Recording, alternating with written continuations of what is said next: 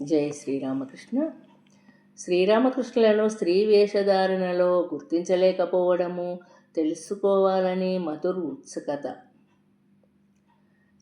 కాసేపయ్యాక మధురబాబు అంతఃపురంలోకి వెళ్ళాడు. మాటల సందర్భంలో భార్యతో ఆరతి సమయంలో ఆమె ప్రక్కన నిలబడి దేవికి చామరం వీచిన స్త్రీ ఎవరని అడిగాడు. మధుర్ భార్య నవ్వి ఇలా జవాబు చెప్పింది.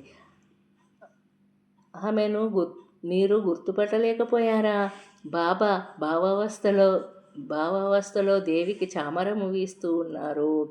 అలా గుర్తించలేకపోవడం సహజమే. స్త్రీల మాదిరి వేషభూషణాదులను ధరించినప్పుడు ఎవరు ఆయనను పురుషులని తెలుసుకోలేరు. ఇలా అంటూ ఆమె జరిగింది పూసగుచ్చినట్లు మధురకు చెప్పింది. మధుర్ తెల్లబోయి ఇలా అన్నాడు.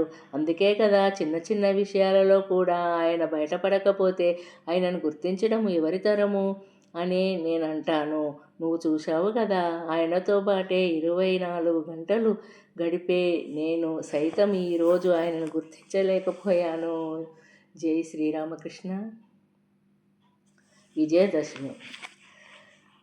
సప్తమి, అష్టమి, నవమి రోజులు ఎంతో ఆనందంగా గడిచిపోయాయి. నేడు విజయదశమి పర్వదినము.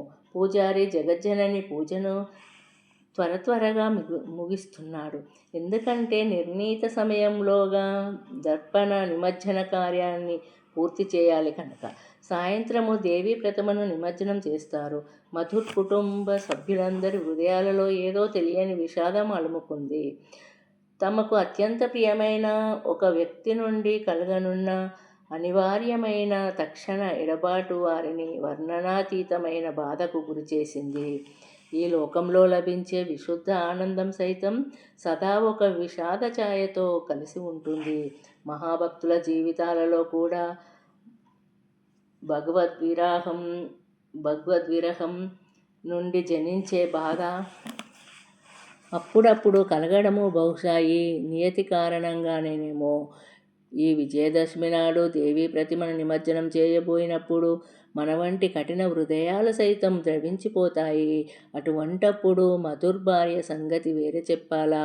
ప్రొద్దుట నుండి తన పనులలో మునిగి ఉన్నప్పటికీ ఆపుకోలేని కన్నీటిని ఆమె మాటిమాటికి తన చీర చెంగుతో తుడుచుకోసాగింది. జయ శ్రీరామకృష్ణ. దేవీ ప్రతిమను నిమజ్జనం చేయడం విస్మరించిన మధుర్కు మాత్రము ఈ రోజు దేవీ ప్రతిమను నిమజ్జనం చేయాలనే స్ఫురణే లేదు. మునుపటి మాదిరే అతడి హృదయం ఆనందంతో ఉప్పొంగుతున్నది. జగజ్జనని తన ఇంటికి తీసుకువచ్చి బాబా అసాధారణ సాంగత్యాన్ని, కారుణ్యాన్ని చవిచూసి ఆనందంతో వివశుడై మైమర్చిపోయాడు మధుర్. అటువంటప్పుడు బయట ఏం చేయాలో చేయకూడదో కనుగొనేవారెవరున్నారు? అలా కనుగొనవలసిన అవసరం మాత్రం ఏమున్నది? తల్లితోనూ బాబాతోనూ తన రోజులు ఇలా గడిచిపోతాయి కదా. ఆ సమయంలో నిమజ్జన తంతు జరిగిపోతున్నదన్న కబురు పంపించాడు పూజారి. బాబు అంటే మధుర్ కిందికి పూజా మండపానికి వచ్చి ప్రణామాలు చేయగోరుతాడో లేదో పూజారి తెలుసుకోగోరాడు. జై శ్రీరామకృష్ణ. నిమజ్జన తంతుకు మధుర్ నిరసన. విషయం ఏమిటో మధుర్ మొదట అర్థం చేసుకోలేకపోయాడు. అక్కడున్న వారిని అడిగి విషయం తెలుసుకున్నాక నాడు విజయదశమి అని అతడికి స్ఫురించింది. విషయం స్ఫురించగానే తల మీద గట్టి దెబ్బ తగిలిన వాడిలా నిర్ఘాంతపోయాడు. దుఃఖిస్తూ అతడు ఇలా అనుకున్నాడు. తల్లిని నేను నిమజ్జనం చేయాలా? ఎందుకు? బాబా జగన్మాతల కృపతో నాకేమీ కొదవలేదే.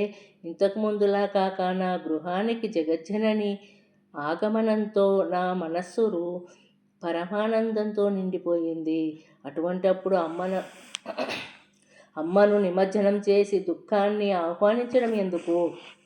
ఓహో, ఈ ఆనందాన్ని చెల్లచెదరు కానివ్వను. తల్లి నిమజ్జనము అన్న తలంపే నన్ను ఊపిరాడకుండా చేసివేస్తుంది. ఇలాంటి ఆలోచనలలో మునిగిపోయిన మధుర్ కళ్ళు చెమ్మగిల్లాయి. ఈలోపు సమయం మించిపోతున్నది.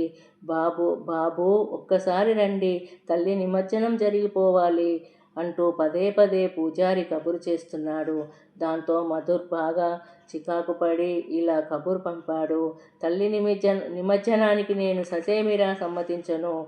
పూజ ఇలాగే కొనసాగుతుంది. నా అనుమతి లేకుండా ఎవరైనా నిమజ్జనం చేశారో ధారణ పర్యవసానాన్ని చవి చూడవలసి ఉంటుంది. రక్తపాతం కూడా జరగవచ్చు. ఇలా అంటూ మధుర్ గంభీర ముద్ర వహించి కూర్చున్నాడు. యజమాని విచిత్ర ప్రవర్తన చూసి బెదిరిపోయిన పనివాడు గబగబా పూజారి మండపానికి వెళ్ళి జరిగినదంతా పూజారికి చెప్పాడు.